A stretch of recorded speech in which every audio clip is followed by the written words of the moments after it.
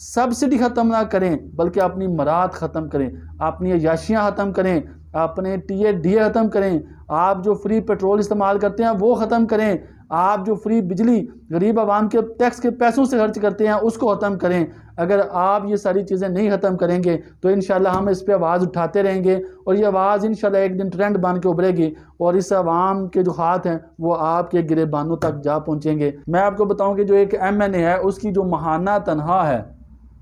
जिसे हम अपने वोटों से सिलेक्ट करते हैं और ये बेशरम हमारे टैक्सों के पैसों से जाकर याशियाँ करते हैं। एक MNA की जो तनख्वाह है वो मंथली जो है वो 1,20,000 से जो है वो 2 लाख तक एक MNA जो है वो तनख्वाह हासिल करता है।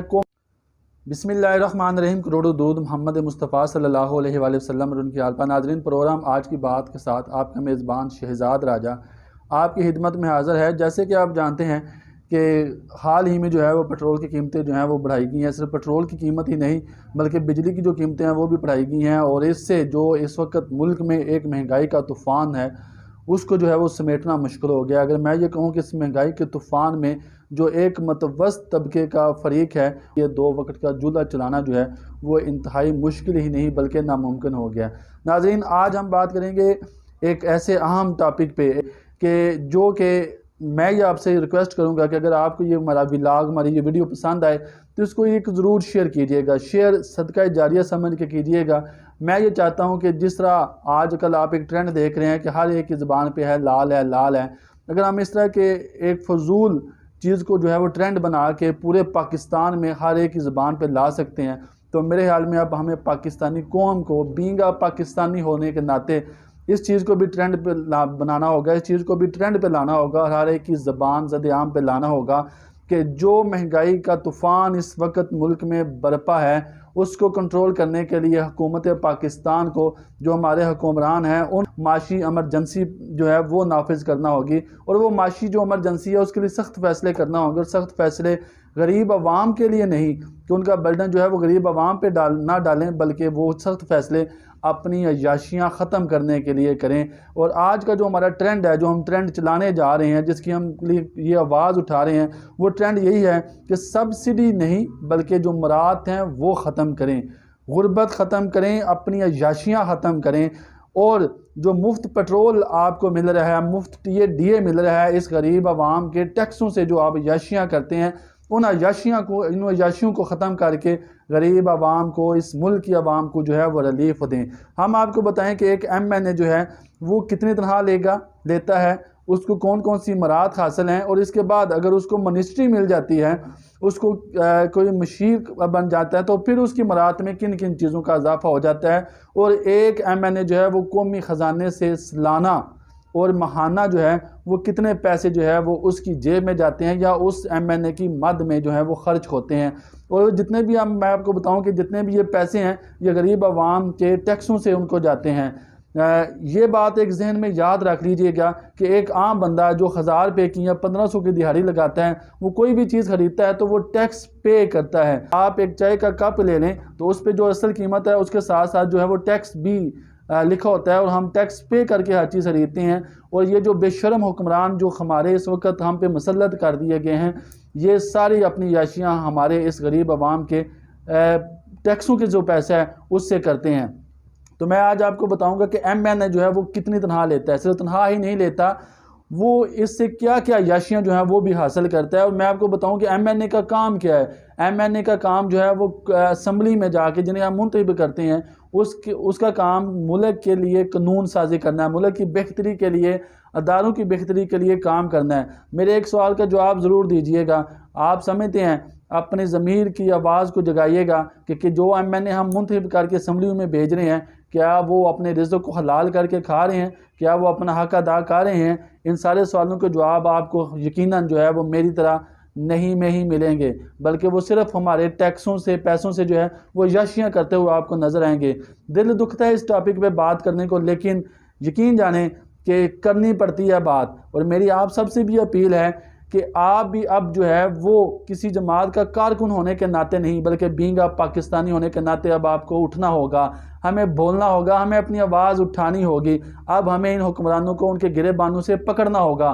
क्योंकि ये हुक्मरानों ने जो है वो हमारे मुल्क का सत्यानाश कर दिया है, और इतना सत्यानाश और इतना बेड़ा गर्क कर दिया है कि अल्लाह ना करे कि जिस तरह के माशी हालात आज पैदा हो चुके हैं, अल्लाह माफ़ करे, ये शुनीद सुनाई दी जा रही है कि आने वाले दिनों में ये माशी हालात इससे भी अबतर होंगे, और गरीब जो है वो गरीब से गरीब तर होगा, और उसके लिए एक वक्त की रोटी जो खाना है, एक वक्त का चूल्हा जलाना है, वो भी मुश्किल नहीं बल्कि नामुमकिन होता जा रहा है। मैं आपको बताऊं कि जो एक MNA है उसकी जो महाना तनख्वाह है, जिसे हम अपने वोटों से सिलेक्ट करते हैं, और ये बेशरम हमारे टैक्सों के पैसों से जाकर याशियाँ करते हैं, एक MNA की जो तनख्वाह है वो मंथली जो है वो 1,20,000 से जो है वो 2 लाख तक एक MNA जो है वो तनख्वाह हासिल करता है। कौमी ख़जाने से, हमारे टैक्सों के पैसे से जो है वो तनख्वाह हासिल करता है। अगर एक MNA मतलब सिर्फ ये तनख्वाह ही हासिल नहीं करता, बल्कि उसको जो बाकी मराहत हैं वो भी मिलती हैं, और जो बाकी मराहत हैं उसमें वो क्या क्या है, एक मुख्तात अंदाज़ा जो है उसके मुताबिक जो है वो एक MNA जो है उसकी जो सैलरी है वो तकरीबन 2 लाख तक है। इसके साथ उसका जो TADA है और पर डे का TADA है, जुल्म देखें, गज़ब देखें कि एक MNA अपनी तनख्वाह भी लेता है, लेकिन अगर उसने इजलास अटेंड करना है और जितने इजलास उसने अटेंड करने हैं उसको योमिया वो चार्जेस भी अलग से मिलते हैं। मैं आपको मिसाल देता हूँ कि अगर कायदा साहब ने लाला मूसा से जाके इस्लामाबाद कौमी असम्बली का इजलास अटेंड करना है, MNA सईद फैज़ुल हसन शाह साहब ने लाला मूसा से जाके अगर कौमी असम्बली का इजलास जो अटेंड करना है, तो उन्होंने जो तनख्वाह लेनी है वो अलग से है। यहाँ से जाके जो इन्होंने इजलास अटेंड करना, उसका जितने इजलास ये अटेंड करेंगे उसके पैसे इनको जो है वो पर डे के हवाले से हिसाब से वो अलग मिलेंगे। कितना जुल्म है इस आवाम पे। और इसके साथ साथ इनके जो मोबाइल फ़ोन्स हैं, जो इनकी कॉल्स हैं, जो इनका टेलीफोन है, उसका जो इनको TADA दिया जाता है, उसकी जो इनकी जो कॉल्स हैं, इनका खर्चा है वो अलग से है, वो भी जो है गरीब आवाम के टैक्सों से जो है इनको जो है वो पे होता है। इसके साथ साथ अगर ये कोई ट्रैवल करते हैं, इनकी जो ट्रैवलिंग है, उनको ट्रैवलिंग अनाउंस जो है वो अलग से मिलता है। जो अगर ये बैरून मुल्क को दौरा करते हैं तो उसके पैसे भी जो है वो गरीब आवाम के टैक्सों से इन बेशरम हुक्मरानों को जो है वो अदा किए जाते हैं। इसके अलावा बात की जाए तो इनको पार्लियामेंट में एक आला और शानदार किस्म की रिहाइश जो है वो दी जाती है, और उस रिहाइश का जो स्टैंडर्ड है वो मैं आपको बताऊं कि वो उस रिहाइश का जो स्टैंडर्ड है, अगर आप 5 स्टार होटल में एक स्वीट जो है वो रूम हासिल करते हैं तो एक दिन का जो किराया है वो 1 लाख है, जिसमें जो है वो 2 बेडरूम है, एक लाउंज है, एक शानदार किस्म का किचन है, और शानदार किस्म के जो वाशरूम है वो इसके साथ अटैच होते हैं। तो पार्लियामेंट लॉजेस में एक MNA को ये सहूलत दी जाती है कि पार्लियामेंट लॉजेस में एक MNA के जो लॉज है उसमें भी 2 शानदार किस्म के बेडरूम, बल्कि लग्जरी किस्म के बेडरूम, एक लॉन्च, एक जो है वो वाशरूम, और एक जो किचन जो है वो शानदार किस्म का जो है वो प्रोवाइड किया जाता है। और इनको जो है इसके बिहार पे जो है वो ना होने के बराबर जो है वो थोड़ा सा किराया टोकन ऑफ मनी के तौर पे जो है ये अदा करते हैं। बाकी जितना भी बोझ है जो है वो गरीब आवाम के टैक्सों का पैसा जो है वो उस पर डाला जाता है, कौमी खजाने पे डाला जाता है। और इसमें एक और भी बात ये है कि अगर कोई MNA पार्लियामेंट लॉजेस में नहीं रहना चाहता, वो किसी 5 स्टार होटल में रहना चाहता है, तो उसका जितना भी खर्चा होगा, जितना भी उसका रेंट होगा, वो लाख हो, वो 1.5 लाख हो, वो भी आपके कौमी ख़जाने में से जो है वो अदा किया जाता है। इसके अलावा मैं आपको बताऊं कि इनका जो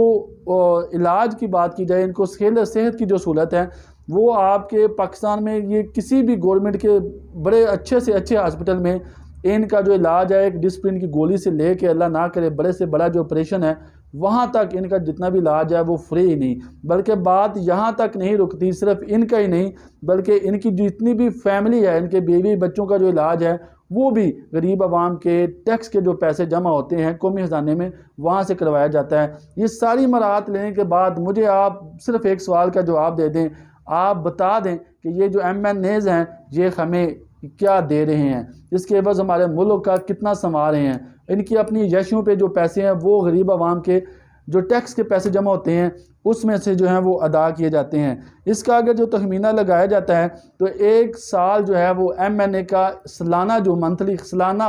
खर्चा है, मंथली जो खर्चा है वो तकरीबन 5 लाख के करीब जाके बैठता है एक MNA, और इसका जो सालाना खर्चा है वो जो है वो 3 करोड़ 20 लाख में आपको एक MNA जो है वो पड़ता है। और आपके जो MNAs हैं 534 कुल MNAs हैं जिनमें पार्लियामेंटेरियन जो सेनेट्स के हैं। ये जो 534 MNAs हैं इनका जो है टोटल खर्चा जो है वो आपका जो 5 साल का है वो 800 करोड़ से ज़्यादा बनता है। अगर उसको कैलकुलेट किया जाए तो वो आपका 25 अरब 44 लाख रुपए आपके जो MNA हैं वो 5 सालों में आपके कौमी ख़जाने में से ये पैसे जो हैं वो इन पे जो है वो निछावर कर दिए जाते हैं। बात यहाँ तक ही नहीं बल्कि इनकी जो बिजली है इनको जो है वो 50,000 यूनिट्स तक जो है वो मंथली जो है फ्री बिजली भी दी जाती है। ये तो याशियाँ हैं एक सिंपल MNA की जो सिर्फ पार्लियामेंट में मुंतखब होकर जाता है और बैठता है तो उसको इतनी मराहत हासिल होती हैं। इसके अलावा जो अपने इलाके में ये तरक्याती काम करवाते हैं, जब ये टेंडर करवाते हैं ठेके करवाते हैं तो ये अपने मिली भगत के तहत करप्शन के तहत इन मंसूबों में से भी जी अपनी यकीनन जो है वो कमीशन जो लेते हैं वो अलग से है। ये बात थी एक MNA की। अगर मैं बात करूँ एक वज़ीर की तो वज़ीर का खर्चा जो है वो इससे और भी कई गुना जो है वो बढ़ जाता है। आपका जो असम्बली की बेसिक तनख्वाह मैंने आपको बताया कि 1.5 से 2 लाख रुपए है। अगर वज़ीर की बात की जाए तो वज़ीर जैसे ही जब उसको कोई मिनिस्ट्री मिलती है तो वज़ीर को जो है वो एक गाड़ी उसके साथ 2 उसकी जो सिक्योरिटी की या प्रोटोकॉल की गाड़ियाँ हैं वो उसके फ्री में जो है वो मिल जाती हैं। बल्कि सिर्फ यही नहीं, उसको गाड़ी का ड्राइवर भी उसकी तनख्वाह कौमी ख़जाने से दी जाती है। उसका एक PA होता है पर्सनल असिस्टेंट, उसकी पे कौमी ख़जाने से जाती है। उसका एक PS होता है पर्सनल स्टाफ ऑफिसर जिसे कहते हैं, जो कि PA और PSO हर वक्त जो है वो वज़ीर साहब के साथ मूव करता है। इन दोनों की तनख्वाहें जो हैं वो भी कौमी ख़जाने से अदा की जाती हैं। इसके साथ साथ उनको एक आला किस्म का जो है ऑफिस वो भी प्रोवाइड किया जाता है जिसमें गरीब आवाम के पैसों से 24 आवर ये बेशर्म लोग AC चलाते हैं, बिजली यूज़ करते हैं। वो जितना भी बिजली इस्तेमाल होती है, गैस इस्तेमाल होती है, वो टोटली गरीब आवाम के जो पैसे हैं, टैक्स के जो पैसे हैं जमा होते हैं कौमी ख़जाने से जो है इन बेशर्म लोगों को जो है वो अदा की जाती है। बात सिर्फ यहाँ तक ही नहीं है बल्कि अगर ये कोई बैरूनी मुल्क का दौरा रख लेते हैं तो इनका जैसे ये पाकिस्तान को लीव करते हैं किसी बैरूनी दौरे के लिए तो इनका मीटर ऑन हो जाता है और वहाँ आपके जो ट्रैवलिंग खर्चा है वो भी कौमी ख़जाने से अदा किया जाता है। या वहाँ पे जाके ये जो 5 स्टार होटल में स्टे करते हैं, इसके अलावा जितना भी इनका खर्चा आता है वो पाकिस्तान के कौमी ख़जाने से जो है वो अदा किया जाता है। बड़ी मज़े की बात आपको बताऊं कि बात सिर्फ यहीं पे नहीं है बल्कि इनकी फैमिली जो है अगर इनके साथ ट्रैवल करती है इनकी मिसेज तो उनका खर्चा भी कौमी ख़जाने से अदा किया जाता है। अगर एक सिंपल सी मिसाल दूं आपको कि जिस तरह हमारे कायदा साहब को अमूर कश्मीर की वजारत मिली है और मिनिस्ट्री ऑफ कश्मीर के पास अगर 15 गाड़ियाँ हैं और आला से आला गाड़ियां हैं तो उन गाड़ियों 15 गाड़ियों की जो स्वाबदीद है वो कायदा साहब की ही होगी। कायदा साहब चाहें तो वो 2 गाड़ियां अपनी फैमिली को भेज दें, 4 गाड़ियां अपने दोस्त अहबाब को भेज दें, उनका सारा खर्चा भी आपके टैक्स के पैसों से जो है वो अदा किया जाएगा। इनकी जितनी भी याशियाँ हैं वो टैक्स के पैसों से अदा होती हैं। इनका पेट्रोल फ्री है, इनकी बिजली फ्री है, इनके फ़ोन कॉल्स की जितना भी खर्चा आता है वो फ्री है। ये कोई ट्रैवल करते हैं, बैरून मुल्क दौरे करते हैं, 5 स्टार होटलों में जाके स्टे करते हैं, अपनी याशियाँ करते हैं, उसका सारा खर्च भी गरीब आवाम के टैक्स के पैसों से जाता है। अब मुझे आप बताएं अपने ज़मीर पे हाथ रख के, क्या आप भी हमें एज ए पाकिस्तानी बन के हम सोचना होगा या हमें जो है एक पार्टी का वर्कर बन के जो है इन बेशर्म लोगों का जो है वो साथ देना होगा। आपसे मेरी एक अपील है कि ये थोड़ा सा जायज़ा एक MNA और एक मिनिस्टर का जो खर्चा है वो मैंने आपको बताया है। अब भी अगर हमने इनका मुहासबा ना किया तो यकीन जाने आने वाले जो दिन हैं उसमें सिर्फ़ और सिर्फ गरीब आवाम इसकी महंगाई की चक्की में ना सिर्फ पिसेगी बल्कि गरीब आवाम या ख़ुदकुशियाँ करेगी या फिर क्राइम बढ़ेगा, लूटेंगे, डाकू बनेंगे, चोर बनेंगे। और ये देखें कितना मजाक किया जा रहा है इस आवाम के साथ कि मोहतरम वज़ीर-ए-आज़म साहब कहते हैं कि हमने 2000 रुपये जो है वो सब्सिडी दे रहे हैं गरीब आवाम को। मैं आपसे ये कहता हूँ कि आप सब ये अयाशियाँ छोड़ दें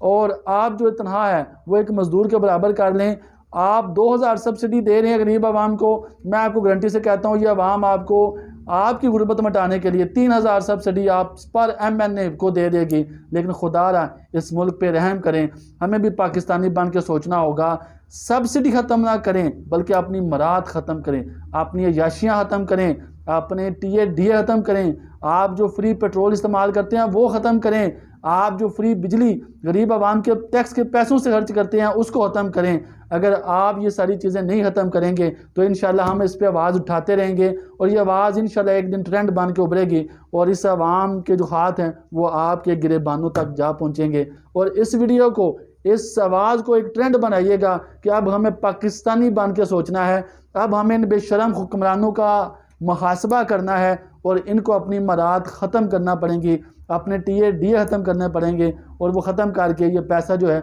वो कौमी ख़जाने में जमा करवा कर इसका जो बेनिफिट्स है वो इस आवाम को देना होगा, क्योंकि जितनी भी याशियाँ कर रहे हैं ये गरीब आवाम के टैक्स के पैसों से कर रहे हैं। देखते रहिए प्रोग्राम आज की बात। मुझे इजाज़त, अल्लाह हाफ़िज़।